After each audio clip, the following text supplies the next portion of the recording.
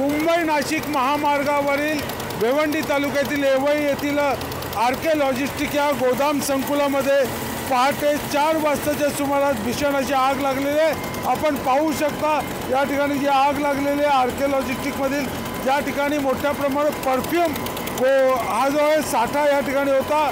बॅकारोज perfumes and beauty products private limited, Intercraft trading private limited व fragrance shop private limited या 3 कंपन्यांचे गोदाम या ठिकाणी होते।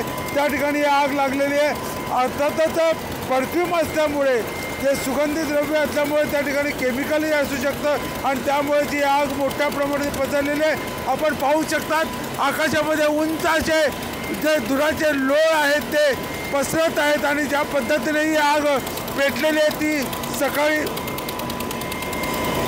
आतापर्यंत 5 तास होऊन गेले, परंतु अजूनही आगीवर नियंत्रण मिळवण्याचं काम भिवंडी अग्निशामक दलाकडून सुरू आहे। जर आपण हे पाहिलं, हे जे धुराचे लोड आहेत हे सुमारे 10 ते 15 किलोमीटर अंतरावरून आकाशामध्ये दिसत आहेत आणि आग विझवण्यासाठी अजूनही किमान 10 ते 12 तास लागू शकतात, त्या पद्धतीची आग आहे।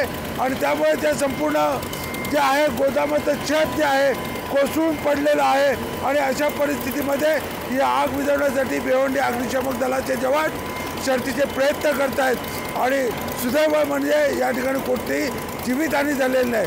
भिवंडी संजय भोईर, TV9 मराठी।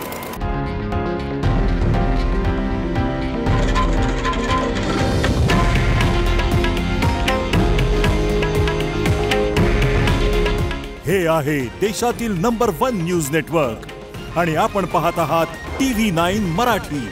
काळजी तुमची, हित महाराष्ट्राचं।